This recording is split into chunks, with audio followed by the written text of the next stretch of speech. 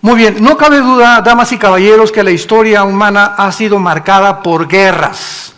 De acuerdo al Instituto para la Investigación de la Paz en Suecia y Estocolmo, de los aproximadamente 6,000 años de historia que la humanidad tiene, solamente han habido 25 años de paz. De 6,000 años de historia, solo ha habido 25 años de paz.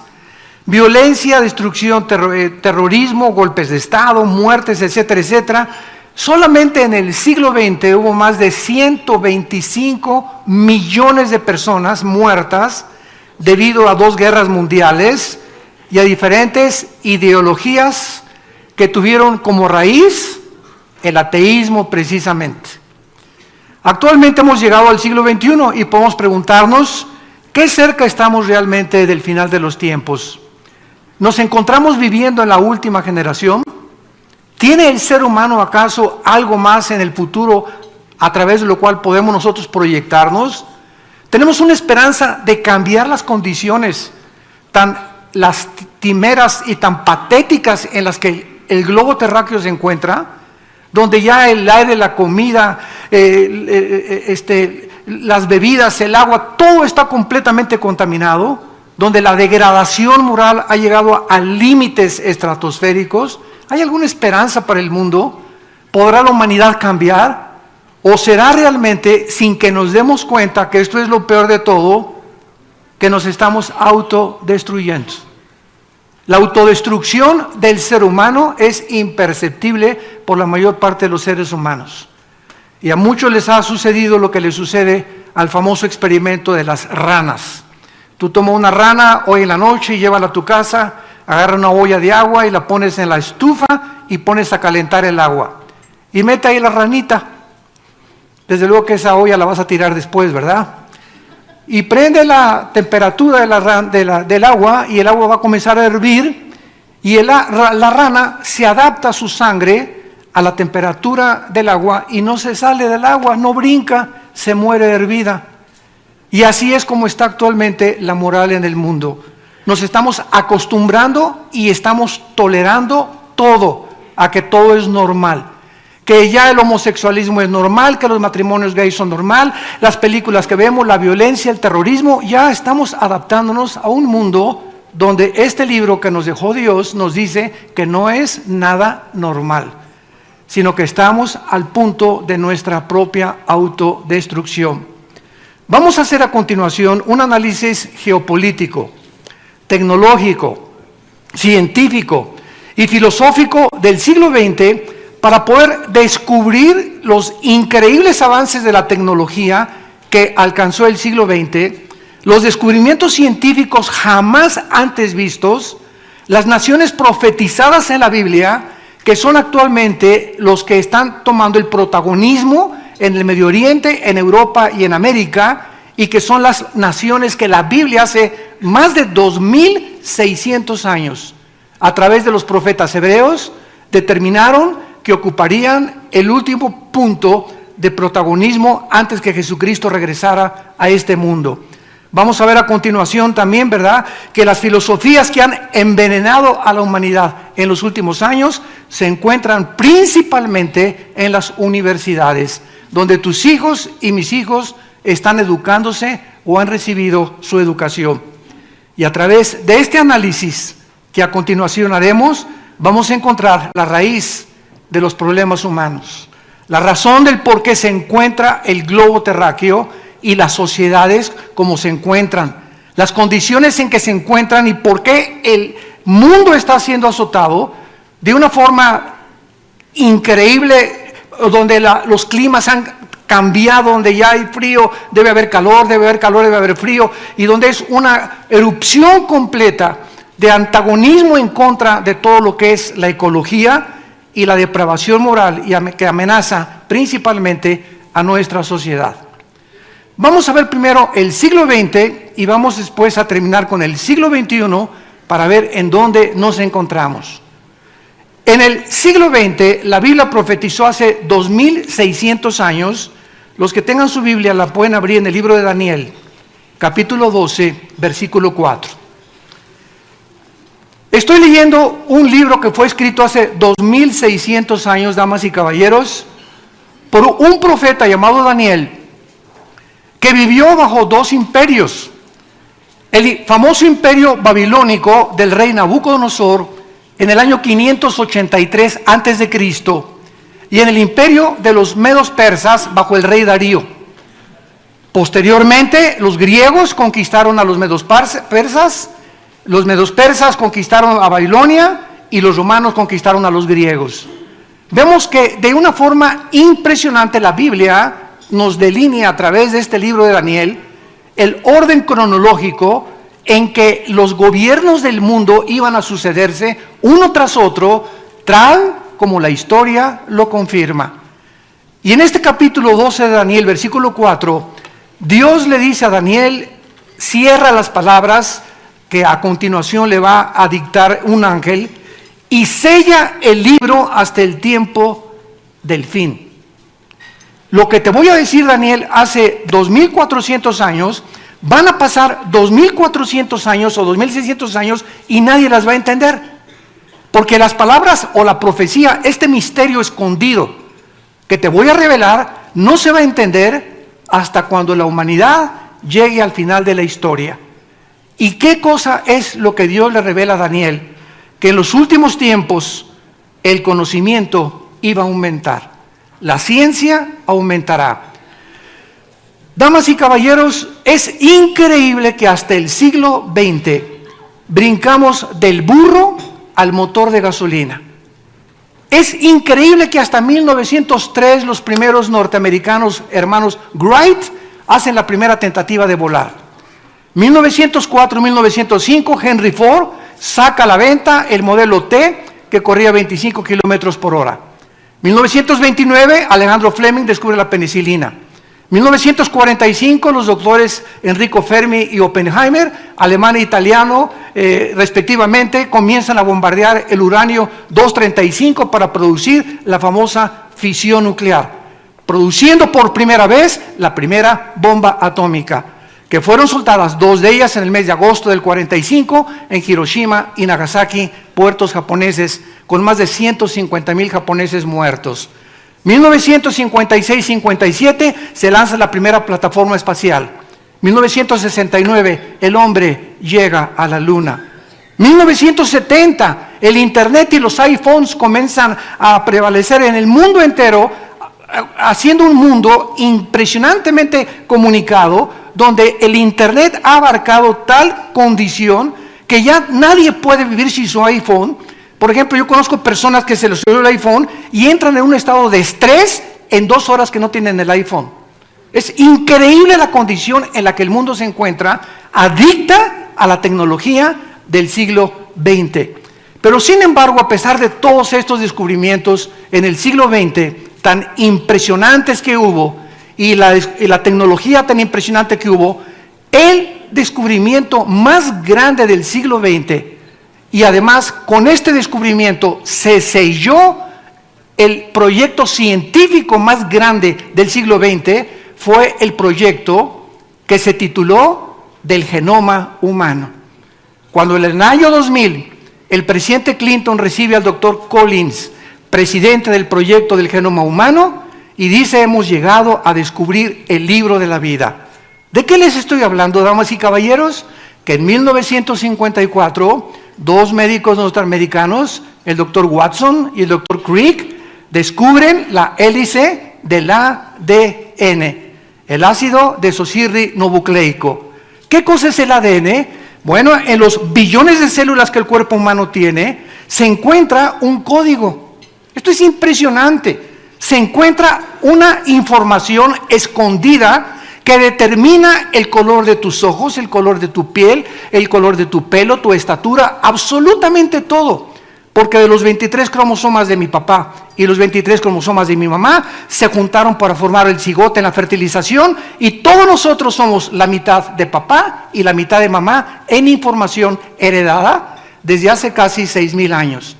Este proyecto del genoma humano comenzó a revolucionar completamente el mundo científico y ha llegado a un momento de ridiculizar la famosa teoría de la evolución de Carlos Darwin, tu padrino. Si Carlos Darwin, escúchenme señores que nos escuchan, científicos y médicos, si Carlos Darwin hubiera tenido el microscopio electrónico y hubiera conocido el ADN, nunca se hubiera atrevido a postular la famosa teoría de la evolución que se sigue enseñando en las universidades y en la mayor parte de los ámbitos pseudocientíficos como si fuera una verdad. Y vamos a ver nosotros que impresionantemente en la Biblia, en el primer libro que se llama el Génesis, en el primer libro de la Biblia, en la primera página de la Biblia, Dios hace más de 4.500 años, antes de que Gregorio Mendel descubriera en 1860 las leyes de la herencia, con los experimentos de los chícharos que hizo, antes que en el siglo XX el doctor Watson y el doctor Crick descubrieran la hélice del ADN que determina que un esperma de un chango produce changos, el del venado, venado, el de los peces, peces, las ranas, ranas, los elefantes, elefantes, los hipopótamos, hipopótamos, los seres humanos, seres humanos, y que cuando se trata de mezclar una especie con otra especie, produciendo un producto híbrido, se violan las leyes que Dios determinó, inexorables de la genética, desde el principio de la creación. Escuchen lo que dice la Biblia, que fue escrito hace más de 4.500 años, porque la Biblia es más moderna que la ciencia de mañana en la mañana. Y dice Génesis capítulo 1, versículo 11 y 12. Después dijo Dios: produzca la tierra hierba, hierba verde, que dé semilla, fruto según su género, su semilla está en él. Produjo pues la tierra hierba verde, hierba que da semilla, según su naturaleza y según su género. Brincamos al versículo 21. Y creó Dios los grandes monstruos marinos y todo ser viviente que se mueve, que las aguas produjeron, según su género, y toda ave según su especie, y vio Dios que era bueno. Dios establece, señores científicos y genetistas, hace 4.000 años las leyes que se comienzan en el siglo XX a descubrir, de que el ADN es la capacidad que Dios pone la información inteligente para que no pueda un ADN ni un esperma de un ser humano producir algo que no pertenezca a su especie. Los perros son caninos y hay perro grandanés, hay perro chihuahueño, hay perro pastor alemán, pero son caninos. El ganado es el ovejuno y las vacas y los toros, pero son toros y son vacas. Los felinos son gatos, son león montés, son tigres, pero son felinos. Produce cada cosa según. Nunca un esperma de un elefante se mezcla con un camello para producir un marciano. Entonces, el mundo se encuentra experimentalmente dándose cuenta que para que sea científico se tiene que demostrar. Como anoche estaba escuchando yo a un científico que entrevistaron acerca, ¿qué opinaba él del astrofísico que acaba de morir, Stephen Hawking, que murió en el ateísmo, diciendo que el universo explotó por el Big Bang? Ayer inmediatamente un periodista nos abordó allá en Toluca, en la ciudad de Toluca, y me preguntaron y yo les contesté lo siguiente: desgraciadamente ha sido un hombre, ¿verdad?, con esclerosis que murió, del cual hay que tener mucha compasión, y es una tristeza que este hombre intelectualmente tan sabio en la astrofísica no haya podido creer lo que antes que él, astrofísicos más grandes que él, proclamaron que Jesucristo fue su Señor. ¿De quién estoy hablando? De Blaise Pascal, astrofísico francés, cristiano, leía la Biblia y murió con Cristo en su corazón. Isaac Newton, que estudió las leyes y postuló las leyes de la gravitación, cristiano. Luis Pasteur, Alberto Einstein, que nos dejó la famosa teoría, ¿verdad?, de la relatividad. E igual a mc al cuadrado, E igual a la velocidad de la masa por la velocidad al cuadrado. Todos ellos eran cristianos y creían en Dios. Y termina el siglo XX con esta persona diciendo que él no creía en Dios. Yo me pregunto, y les dije a estos periodistas ayer, ¿quién creen ustedes que fue más grande? ¿Blaise Pascal? ¿Isaac Newton? ¿Luis Pasteur? ¿Alberto Einstein? Ellos sí creían en Dios y fueron también astrofísicos. ¿Qué le pasó a esta persona? Simplemente murió amargada porque nunca Dios lo pudo sanar, de acuerdo a su primera esposa, que fue cristiana. Estamos en un mundo tan convulsionado y tan sacudido donde queremos comenzar a hacer a la ciencia la diosa y al sexo el dios. Porque son los dos dioses que actualmente se están adorando, la diosa de la ciencia y la diosa del sexo, y el dios del sexo. Y todos estos dioses son completamente figuras que van a derrumbarse delante de nosotros. Son espantapájaros, porque no tienen ninguna solidez ni ningún fundamento para poder sostenerse, ni siquiera filosóficamente. Vemos pues que este siglo XX terminó ridiculizando, y ahora desde 1972 al 73, de acuerdo al Instituto para la Investigación de la Creación Científica, apúntalo, en San Diego, California, desde el 75 en el 80, cuando se descubre el ADN, el 62% de los ateos se están convirtiendo completamente al contrario, sabiendo que el ADN impide e impedirá biológicamente por los aminoácidos, la ley de la física, la primera ley de la termodinámica, la segunda ley de la termodinámica, nos muestran que no hay una evolución, hay una descomposición, una oxidación, no hay nada que esté evolucionando. Esta teoría del Big Bang que de repente explota, la pregunta no es esa, la pregunta es ¿quién produjo la explosión, por el amor de Dios? La nada no produce nada. Y si creemos que algo explotó así, que salieron los camellos, salieron los hipopótamos, salieron las ballenas, salió el ser humano, las plantas, las flores, los lagos, todo por un accidente, solamente en el sistema solar en que nos encontramos nosotros. Qué triste es, porque el apóstol Pablo hace 2000 años, con estas palabras, calificó el intelectualismo, pero más que nada la soberbia intelectual del ser humano, que se ha estrellado en el siglo XX, repito, terminando con la mayor parte del ateísmo, del agnosticismo y del escepticismo, cuando descubren el ADN los científicos norteamericanos. Dice en Romanos capítulo 1, porque profesando ser sabios, se hicieron necios. Habiendo conocido a Dios, no le glorificaron como a Dios, no le dieron gracias, se envanecieron en sus razonamientos, su necio corazón fue entenebrecido. ¿Qué es lo que le hace a una persona ser atea y decir Dios no existe? Su soberbia intelectual. ¿Por qué? Porque yo soy más grande intelectualmente y yo soy capaz de poder determinar quién es el hombre, de dónde venimos y a dónde nos dirigimos. Y no somos más que criaturas con cerebros de chinche, de caracol, comparados con la enormidad y la grandeza del universo que nos rodea, que es incomprensible. Como decía un astrofísico anoche en otro programa que lo entrevistaron, esos hoyos negros que dicen que descubrieron, es especulación, son hipótesis, son filosofías. No hay nada que se pueda comprobar científicamente. Cuando dices yo dejo un legado físico, un legado a la humanidad, es porque ya se comprobó científicamente en un laboratorio. Y mientras no esté comprobado, como se comprobó la teoría de la relatividad de Albert Einstein, no es más que filosofía. Entonces no se puede hablar de un legado hasta que no se compruebe científicamente. Pero nosotros engrandecemos el intelecto humano y nos damos cuenta que es la soberbia principalmente la que prevalece actualmente en el mundo científico. Veamos ahora las consecuencias de este aumento del conocimiento. Al mismo tiempo que el siglo XX, y estamos hablando objetivamente de historia, de geopolítica, de física, de biología, de filosofía, al mismo tiempo que el siglo XX fue el siglo donde más avances científicos se alcanzaron, cumpliendo la profecía de Daniel, y donde más avances, descubrimientos tecnológicos también alcanzamos, ha sido el siglo donde más ateos han surgido. El siglo XX, aunado a la tecnología y a la ciencia, van el mayor número de ateos. Galileo Galilei, cristiano. Blaise Pascal, cristiano. Isaac Newton, cristiano. Y cuando digo cristiano, quiero enfatizar, no estoy hablando religioso.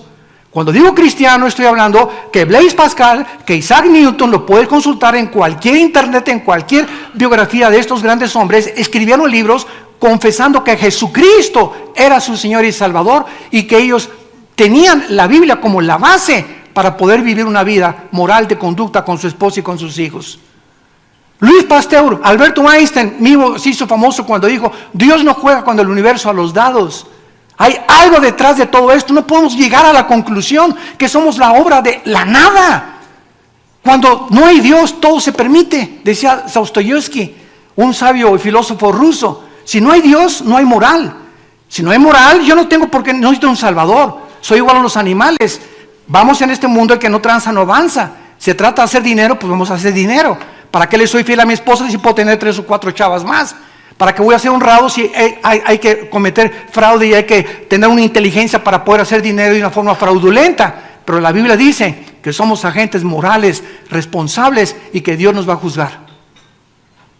No somos animales, damas y caballeros. Fuimos creados de acuerdo a la Biblia como agentes morales a la imagen y semejanza de nuestro Creador. Y vamos a dar cuenta de cada acción y de cada acto que nosotros hayamos cometido. Tú en esta mañana te puedes reír lo que quieras y burlarte lo que tú quieras, pero sabes una cosa: te tienes que morir. Y el día de tu muerte ya no hay ninguna segunda oportunidad que Dios te da en esta mañana para que vengas a la cruz, donde hace 2000 años el Hijo de Dios, Jesucristo, paga en nuestro lugar lo que tú y yo no podíamos nunca pagar. Veamos las consecuencias del conocimiento del siglo XX. 4 hombres surgieron en el siglo XX, principalmente 4 hombres que sembraron en el siglo XX las semillas más destructivas en las mentes de los seres humanos. Y estos 4 hombres fueron los siguientes. Número 1, Charles Darwin. ¿Qué cosa hizo? Atribuyó el origen humano a los animales. Veamos las consecuencias y vamos a juntarlos. 1 más 1 más 1 más 1. Vamos a ver, vamos a tener los 4 unos igual a 5 y vamos a ver el número 5. ¿Qué cosa es? ¿Qué hicieron estas 4 mentes en el siglo XX? 1. Primero Darwin comienza a establecer el ser humano no es más que un animal y el resultado de una evolución natural. Número 2, Friedrich Nietzsche, otro ateo que escribió Dios no existe, Zaratustra, su libro así hablaba Zaratustra, el anticristo. Friedrich Nietzsche, ¿cómo muere? ¿Cómo acaba este hombre? A los 43 años se vuelve homosexual. Lo internan a un hospital psiquiátrico, donde comienza a gritar y aventarse contra el piano. Muere antes de los 55 años de edad, en la máxima locura que pueda y sociopatía que un ser humano pueda acabar. Así acabó Friedrich Nietzsche, el que atacó la evidencia de la existencia de Dios. Número 3, Sigmund Freud, padre del psicoanálisis supuestamente y del análisis que se ha hecho de la conducta. ¿Qué le pasó a Sigmund Freud? ¿Qué fue lo que él sembró? Que ahorita se sigue estudiando en la mayor parte de las universidades. Sigmund Freud comienza a hacer experimentos con personas enfermas de neurastenia y las comienza a hipnotizar para tratar de entrar en su mente subconsciente y tratar de hablar en el subconsciente, traerlos a la conciencia y poder mejorarlos. ¿Cuál fue el fracaso de Sigmund Freud? Atribuir el problema que él buscaba, porque el ser humano se comporta como se comporta, atribuirlo a la mente, a la psique. Sigmund Freud no sabía en qué está formado el ser humano. Y la Biblia nos dice que somos espíritu. Tenemos un alma, que es la mente, y vivimos dentro de una botella, un envase, que es el cuerpo que tú tienes y que yo tengo, que va a ser comido por los gusanos y vamos a ser abandonados en el panteón. Pero el alma y el espíritu, que fueron hechos a la imagen y semejanza de Dios, vamos a resucitar. Entonces, Sigmund Freud atribuyó que el problema del hombre es psíquico, que es un problema mental. Y vemos nosotros que el problema del hombre es mucho más profundo que el problema mental. Freud concluyó diciendo, pues que el hombre es religioso porque teme a lo desconocido y que el problema del ser humano radica en un sexualismo desde la infancia. Y que el medio ambiente ha contribuido también, y desde Sigmund Freud hasta nuestros días se comienza a victimizar a los asesinos, a los violadores, a los borrachos, parranderos y jugadores. Ahora se toma a una persona que mata a 17 personas en Estados Unidos o que viola a 30 niñas, se le pone ante el juez y si se le demuestra que no estaba en sus facultades mentales, se le perdona la pena de muerte o se le manda a un psiquiátrico. Y al llegar al psiquiátrico, lo único que hacen es hacerlo adicto a las pastillas tranquilizantes, porque en ningún hospital psiquiátrico de ninguna parte del mundo se puede manejar ni hay una terapia para un esquizofrénico, para un sociópata, para un paranoico, para un psíquico, ¿verdad? Que esté completamente concentrado solamente en el área de la mente, porque el ser humano se ve incapacitado en penetrar la naturaleza humana. Nosotros no somos dioses, no nos hicimos a nosotros mismos. El problema del ser humano es espiritual. Después de Freud vino el dramaturgo, ¿verdad? Bueno, que escribió mucho antes de él, pero vinieron muchos más que vamos a mencionar ahorita, como tenemos a Oscar Wilde, el gran dramaturgo inglés, que dijo, el problema del ser humano, ¿verdad?, es un defecto trágico. Luego tenemos en cuarto lugar a Carlos Marx, que fue mi héroe durante mi juventud, con el Che Guevara, con la dialéctica materialista. ¿Qué vino a postular Carlos Marx? Bueno, Sigmund Freud, el problema del ser humano es la mente. Oscar Wilde, el problema es el defecto trágico. Viene Carlos Marx, es la lucha de clases. Si la clase proletariada vence a la lucha de la burguesía y los dominan y toman el lugar, es la burguesía la que está produciendo la falta de equidad y de igualdad. Distribuyamos equitativamente el dinero y a los ricos quitémosles el dinero y demos a los pobres. ¿Sabes una cosa? Eso se llama robo disfrazado. Quitarle a alguien el dinero en base de que se lo tienes que dar a otra persona es robarlo. Eso se llama robo en la Biblia. Entonces Carlos Marx se equivoca porque no es la lucha de clases, y lo demostró el comunismo del siglo XX. Y tenemos cantidad de ejemplos. Por eso en 1991 Mikhail Gorbachev llega con el Papa Juan Pablo II al Vaticano y envía un mensaje al mundo entero. Quiero decirles que el sistema comunista, leninista, que en 1917 Lenin establece con la revolución bolchevique, hemos fracasado. Así lo dijo Mikhail Gorbachev. Usó el Vaticano como un foro para poder desde ahí exponer su famosa filosofía nueva, la perestroika. Y cuando le preguntaron a Gorbachev cuál fue el fracaso del comunismo y por qué el comunismo no es un sistema ideológico ni filosófico que pueda funcionar, y Gorbachev dijo con estas palabras: número uno, sacamos a Dios de Rusia, de la Unión de Repúblicas Socialistas Soviéticas, y número dos, nos aislamos del mundo capitalista. No podemos en el mundo que vivimos aislarnos una nación de otra nación, nos necesitamos todas, porque estamos completamente en un mundo tan cerrado por el internet y por los medios de comunicación que necesitamos ayudarnos unos con otros. Y vemos nosotros, ¿verdad?, que ahora Putin en el año 2001 comienza otra vez a renacer y a levantar de los muertos a la antigua Unión de Repúblicas Socialistas Soviéticas con el comunismo, de lo cual vamos a pasar más adelante.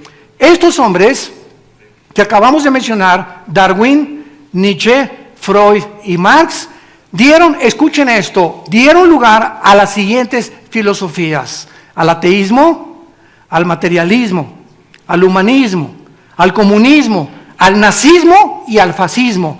Todos estos sistemas y ideologías son el resultado de las mentes de 4 hombres, de 4 ideas que prevalecieron en el siglo XX, que entraron a nuestras universidades. Yo recuerdo en 1970-80, cuando me invitaron aquí en México a la universidad, a la Facultad de Filosofía y Letras y Ciencias Políticas, que estuve retando a los estudiantes de filosofía. A ver, por favor, explíquenos ustedes por qué la filosofía permite la existencia de Dios. ¿Saben qué pregunta les hice a los estudiantes de filosofía? La que les vuelvo a hacer en este momento. ¿Ustedes creen que la filosofía de los griegos en la época de oro, 150 años antes de Cristo, Sócrates, Platón, Demóstenes, ¿ustedes creen que los filósofos, y se los mencioné, Darwin, Nietzsche, Freud, Marx, Jean-Paul Sartre, Bertrand Russell, Richard Dawkins, Stephen Hawking, ¿ustedes creen que estos hombres son mayores que Demóstenes, que Platón y que Aristóteles? Y se quedaron así todos. Les dije, bueno, estos hombres, los griegos, los más grandes pensadores de la filosofía, creían en Dios. Nunca negaron la existencia de Dios.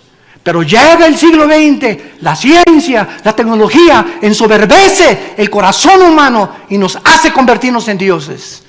Y entonces con estas características pasamos nosotros a ver claramente que en segundo lugar se cumplen las profecías que la Biblia había ya hecho con 2000 años de anticipación.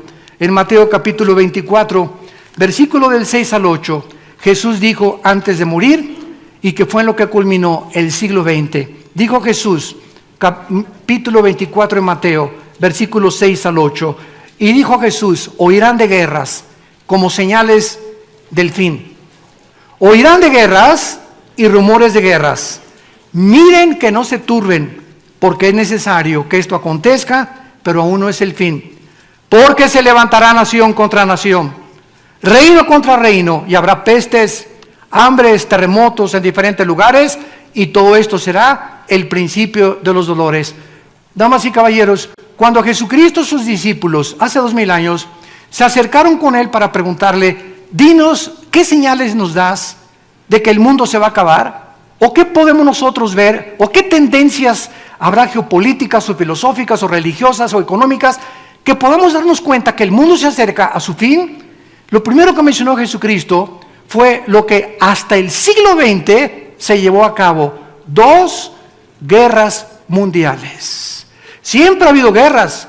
Las guerras del Peloponeso, la guerra de Waterloo donde perdió Napoleón, las famosas falanges de Alejandro el Grande, que en menos de 11 años conquista Europa, el norte de África, casi todo el Medio Oriente. Y tenemos cantidad de ejemplos, pero nunca en la historia hasta el siglo XX se había juntado un conglomerado de naciones para luchar con otro conglomerado de naciones. La Primera y la Segunda Guerra Mundial.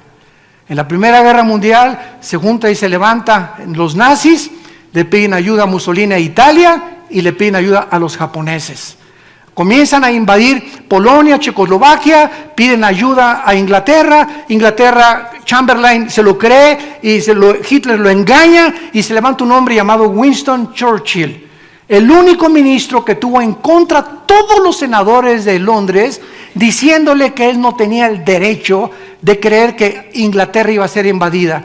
Pues este hombre, con esa visión, como la deben de tener los líderes, que siempre un líder tiene que ir en contra de la mayoría, se levantó y dijo, Hitler es una zorra, y si no nos protegemos, nos va a bombardear. Hitler bombardeó Londres y acabó casi con el 60% de la población de la ciudad de Londres. Agarra Churchill la aviación y le contesta a Hitler, y entonces Churchill le pide ayuda al presidente Truman y al presidente Roosevelt en Estados Unidos. Estados Unidos ingresa a la Segunda Guerra Mundial después que los japoneses bombardean Pearl Harbor, y le pide ayuda a José Stalin de Rusia, y se juntan Rusia, Inglaterra y Estados Unidos para pelear contra Alemania, Italia y contra Japón. Y sabemos nosotros que los vencedores fue la coalición que se formó en Inglaterra con Estados Unidos para impedir que el nazismo y el fascismo pudieran poblar el mundo entero. Esto fue lo que sucedió en el siglo XX y Cristo lo anunció. Y la segunda profecía que se cumplió en el siglo XX ha sido la super señal, damas y caballeros. Cuando el último zar Nicolás de Rusia le preguntó a un misionero, dime una prueba de que Dios existe. Dime una prueba que Dios existe. El misionero le contestó a Nicolás, el último zar de Rusia, lo siguiente: te voy a decir solamente en una palabra la prueba de que Dios existe. Y le contestó y le dijo, Israel. Israel. ¿Cómo le contestó? ¿Cómo que Israel? Sí, Israel. La sobrevivencia de Israel en el siglo XX, después de haber estado más de 2000 años dispersados en más de 130 naciones y haberse formado en un solo día, el 14 de mayo de 1948, profetizado, que ya no me da tiempo de poder dar todos los detalles, en la Biblia en más de 6 profetas hebreos, ha sido la más grande señal que pueda existir proféticamente de que Dios existe. ¿Por qué? Porque si Israel hubiera muerto o hubiera sido completamente desaparecido por los nazis, entonces las profecías bíblicas para el siglo XXI no se hubieran podido cumplir. ¿Cuáles son? El surgimiento del anticristo. Cuando se levante el anticristo, la Biblia dice que su primer acto oficial será una firma entre los árabes y los judíos. Ahorita Jared Kushner, el yerno del presidente Trump, ha sido enviado al Medio Oriente a poder equilibrar las fuerzas entre árabes y los judíos. Antes de eso fueron, ¿verdad?, Clinton con los presidentes, y junto a Arafat en la Casa Blanca con Yitzhak Rabin. Nadie ha logrado hasta este momento, desde el 48, que los árabes y los judíos hagan la paz. La Biblia dice que el anticristo va a ser la persona que firme el tratado y va a ser el primero con poderes sobrenaturales en hacer la paz. Ahora bien, si el anticristo va a ser una firma, un tratado, Israel tenía que existir. y comenzó a existir en 1948 como nación libre, soberana e independiente. En segundo lugar, la reconstrucción del templo. La Biblia profetiza que antes que venga Cristo, los judíos van a reconstruir su templo. Si no hubieran regresado, no se podría cumplir esta profecía. Número 3, la Biblia profetiza en Ezequiel 38 y 39 que se van a unir en estos días, en estas semanas, en estos meses. Escuchen, Rusia, Irán, Siria y Turquía. Y esta alianza ya existe ahorita entre Rusia e Irán y Siria, y se encuentran en las fronteras de Israel, listos a invadir otra vez, por sexta o séptima vez, expulsar a los judíos, como dijo el expresidente Nasser de Egipto, y echar estas ratas afuera del mar Mediterráneo. Y de acuerdo a la Biblia va a ser otra vez el más grande fracaso. Si no se juntaran ahorita Irán, Rusia y Turquía para atacar a Israel, Israel no podría existir. Y finalmente la Biblia profetiza que cuando nosotros ya no estamos aquí y comience el anticristo a reinar, Dios va a sellar a 144,000 judíos, italianos, mexicanos, etíopes, africanos, españoles, ingleses, porque están repartidos los judíos por todo el mundo. Y si Israel no hubiera regresado, estas profecías no se podrían poder cumplir. Y finalmente podemos ver en el siglo XX el surgimiento de Estados Unidos como potencia militar, económica y filosófica y política, porque Estados Unidos ha sido el rey hasta el siglo XX. ¿Por qué? Porque Israel tenía que ser protegido. Y de las guerras que ha tenido Israel en el 56, en el 67, en el 73 del Yom Kippur, y Estados Unidos ha colaborado en poder defenderlos. Número 2, surge la ONU, 1946-47. ¿Qué es la ONU? Está preparando el mundo para lo que la Biblia profetizó, un gobierno mundial. Nos acercamos a un gobierno mundial. Número 3, el surgimiento de la Unión Europea, pavimentando en 1957 con el Tratado de Roma el camino para el surgimiento del anticristo. El anticristo va a comenzar gobernando 5 naciones de Europa y 5 del Medio Oriente, que van a hacer un tratado, Daniel capítulo 2 y capítulo 7, y cuando se firme este tratado, esta confederación política entre Europa y el Medio Oriente, de ahí surge el anticristo. Antes de esto, no especulen que Obama es el anticristo, que Francisco es el anticristo, que el rey Felipe es el anticristo.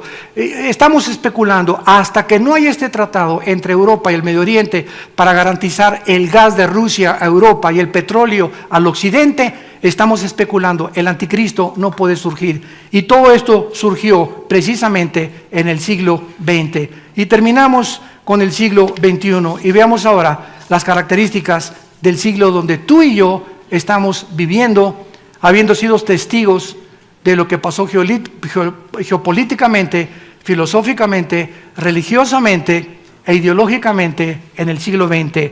Y llegamos al siglo XX.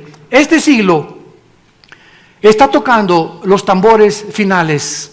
Y en este siglo se comienza ya a escuchar los cascos de los jinetes del Apocalipsis en el cielo, para cumplir las siguientes profecías que vienen a continuación. Número 1, la Biblia profetizó que ni Estados Unidos, ni Inglaterra, ni España, ni Francia ocuparían la supremacía antes de que regresara Jesucristo.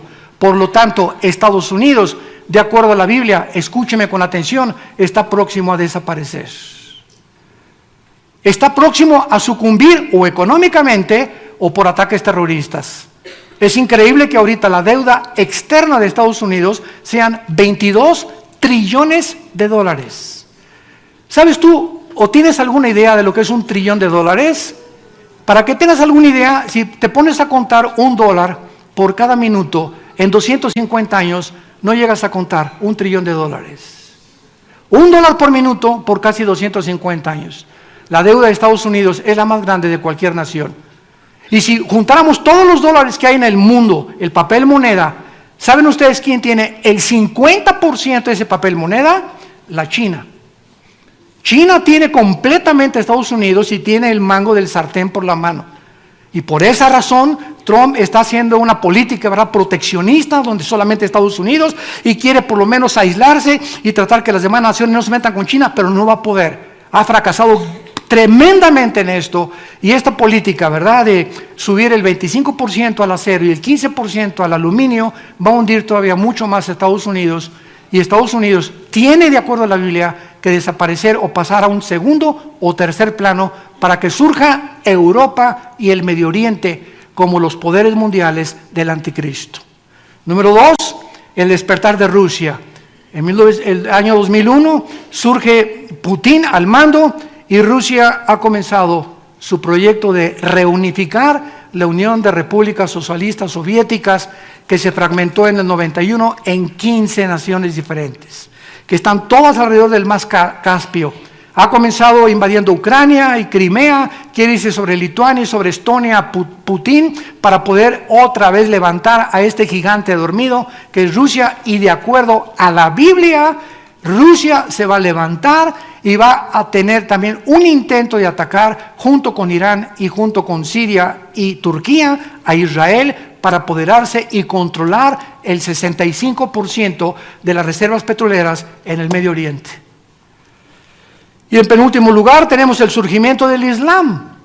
En 1923 el famoso Imperio Otomano se terminó. Los ingleses, después de la Primera Guerra Mundial, terminaron con el Imperio Otomano, que casi 400 años duró. En 1923 los ingleses comenzaron a tomar el control supuestamente mundial.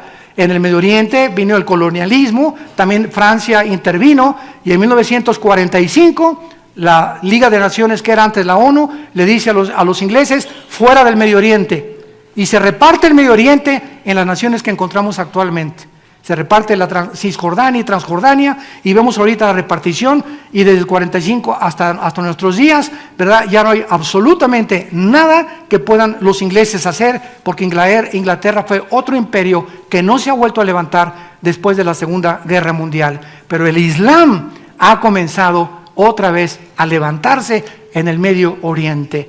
Y los millones que están entrando a Europa, que vienen de Siria y de Irak y de la guerra civil de Siria, ¿qué están haciendo en Europa? Están infiltrando como el caballo de Troya. ¿Se acuerdan ustedes la historia del caballo de Troya? Infiltrando las naciones para poder prevalecer con esa religión, que es una religión que es completamente bélica, porque la mitad del Corán le escribió Mahoma diciendo peace and love, y la otra mitad es maten a los infieles, a los cristianos y a los judíos. Entonces tú hablas con un musulmán y muchos son sinceros y creen nada más la mitad, son pacíficos, pero la otra mitad la creen como el grupo de ISIS y los sunis, porque los chiitas son más pacíficos que los sunis quieren apoderarse del mundo entero y matar a los chiitas, que son sus medios hermanos, para controlar el Medio Oriente y establecer el califato. ¿Qué significa? El sucesor del califa, porque creen ellos que va a renacer otra vez el califa y se va a levantar el Medio Oriente. Y ellos están esperando a este hombre que para nosotros los cristianos es el anticristo. Y ellos se van a rendir al anticristo. Y finalmente vemos nosotros, por último lugar, el síntoma más grande de descomposición social del siglo XXI, que es la redefinición del matrimonio. Es el síntoma más grande de todos los que les he mencionado. No hay un síntoma que pueda alertar al mundo y decir: suenen las campanas de alarma, el Titanic se está hundiendo el mundo. ¿Y cuál es el síntoma de que se está hundiendo el mundo? Cuando nos atrevemos los seres humanos a redefinir la institución más santa, más sagrada que existe en la Biblia, que es el matrimonio. Y cuando nos atrevemos a decir que el matrimonio no es entre un hombre y una mujer, y ahora el consejo de 9 jueces de Estados Unidos del Tribunal Superior, 5 jueces aprobaron, 4 en contra, 5 que se podía legalizar los matrimonios gay en Estados Unidos, y comienza como una epidemia a controlar las naciones y a aceptarlo. Pues si Estados Unidos lo acepta, ¿por qué nosotros no? Y si Francia lo hizo, ¿por qué nosotros no? Y comenzamos a tolerar y a creer que es normal. Y es pecado de acuerdo a la Biblia. Es la abominación más grande que el ser humano ha podido llegar a atreverse a hacer. El matrimonio es entre un hombre y una mujer. Es el fundamento de una sociedad. Las sociedades están fundadas por familias. Y cuando el matrimonio es agredido, atacado, y de una forma tan lastimera y tan cruel y sanguinaria, de destruir este fundamento, la sociedad no tiene ninguna esperanza. Napoleón Bonaparte, que no era cristiano y se convirtió después en la isla cuando lo desterraron en la batalla de Waterloo. Napoleón Bonaparte dijo cuando fue coronado emperador de Francia: denme ustedes grandes familias y haré de Francia la nación más grande de Europa. Él sabía perfectamente bien que las familias forman las naciones, las naciones forman las sociedades, y cuando la familia se destruye no hay esperanza, de acuerdo a la Biblia, más que el juicio de Dios. Y quiero terminar leyendo un pasaje del libro de Isaías capítulo 24, versículo del 4 al 6, que fue escrito hace 2700 años. Voy a leer a Isaías un pasaje de este profeta. Si tú vas a Israel y entras al Museo del Holocausto, todo el rollo de Isaías que fue encontrado en 1948 en los rollos de Qumran, si te interesa la arqueología y crees que la Biblia es la palabra de Dios, así como lo tenemos aquí a Isaías en la Biblia, los originales de este libro fueron encontrados en Qumran en 1948 por unos campesinos ahí cerca del Mar Muerto. Y cuando tú vas a Israel en el museo se encuentran todos estos pergaminos así, le dan la vuelta a una esfera que pusieron ahí y ahí están todos originales escritos hace 2500 años del profeta Isaías. No hay ningún pretexto, ninguna justificación. Pues la Biblia está hecha por hombres. ¿Quién te lo dijo? Mi maestro ateo. Pues claro. ¿Y de dónde más lo leíste? En la revista Duda. Y esa es la forma en la que estamos siendo guiados. Pero no nos atrevemos a comprobarlo por nosotros mismos, que aquí están las evidencias. Y este profeta escribe hace 2700 años. Versículo 4, se destruyó, cayó la tierra. Enfermó, cayó el mundo. Enfermaron los altos pueblos de la tierra, y la tierra se contaminó bajo sus moradores, porque traspasaron las leyes, falsearon el derecho y quebrantaron el pacto sempiterno. Dios ha establecido leyes cósmicas, las leyes, ¿verdad?, de la gravitación, las leyes de la termodinámica, las leyes del electromagnetismo, que son gracias a estas leyes la ciencia existe. Gracias a que son constantes estas leyes, puede haber la astronomía y puede haber la cosmología y pueden haber todas las derivaciones, ¿verdad? Porque hay leyes que nos rodean que son fijas y que Dios estableció para el gobierno del universo. Pero así también Dios, damas y caballeros, estableció leyes morales. Para ti, para ti, para ti, para mí. Para que sepamos que no somos animales, ni es un hombre con un hombre. Dios órganos reproductores masculinos, y en mi ADN, si soy macho camacho, tengo el cromosoma Y que no tienen las mujeres.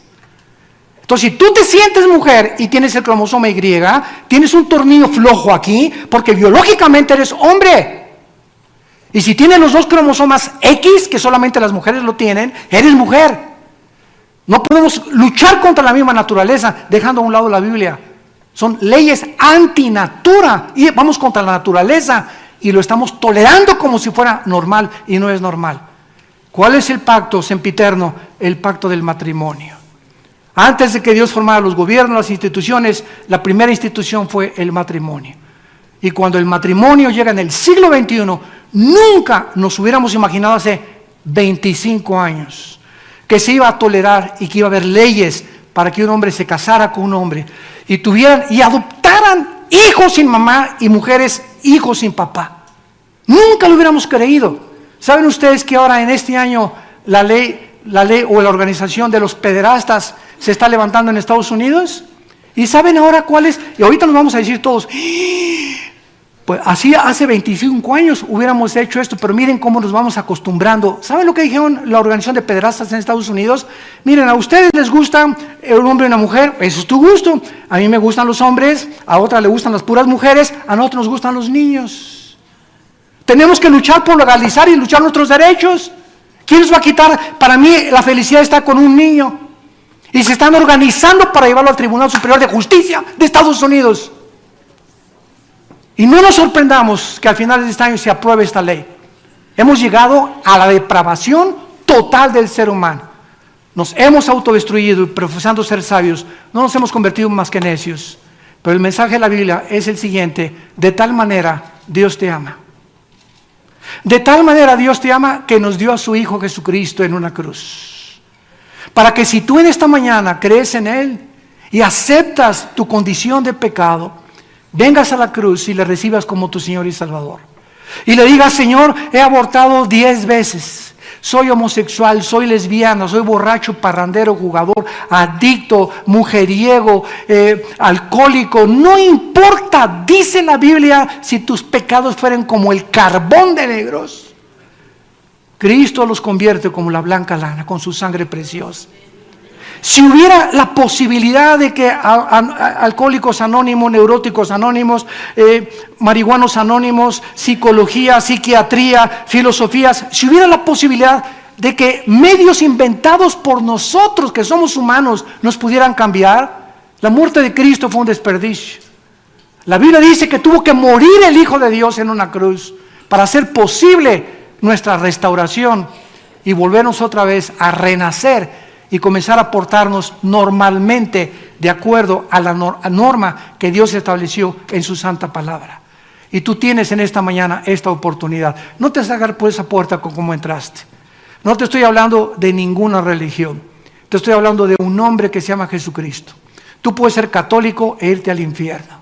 Puedes ser evangélico y condenarte eternamente. Puedes ser testigo de Jehová, ciencia cristiana, puedes ser adventista del séptimo día, nazareno. Dime la religión que tú tengas. No son las religiones las que nos salvan, sino la muerte de Jesús en una cruz. Y tú necesitas descubrir que Él está vivo. Y si Jesucristo no hubiera resucitado, no existiría el cristianismo. Porque el cristianismo no está basado en dogmas, en ritos, en ceremonias. La base y el fundamento del cristianismo es la resurrección del Hijo de Dios. A los 3 días se levantó Jesús.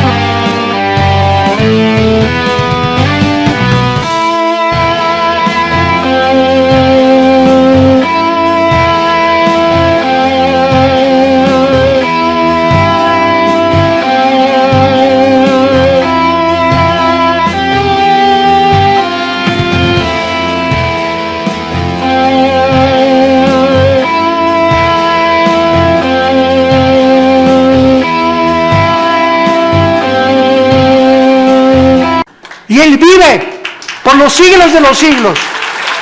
Y te invita a venir. Ven a la cruz. Ven esta mañana a la cruz. Arrepiéntete de tus pecados. Dile: Señor, me arrepiento de mi vida. Podemos inclinar la cabeza por unos momentos y así con tu corazón, como ahorita el Espíritu Santo lo ha preparado a través de la palabra de Dios. Ahí en tu silla ahorita con tu cabeza inclinada, dile: Señor, me arrepiento de mi vida. Con todo mi corazón, yo no puedo ayudarme. Yo no puedo cambiar. Es imposible que pueda dejar mis pecados. No tengo ni la fuerza y voluntad para hacerlo.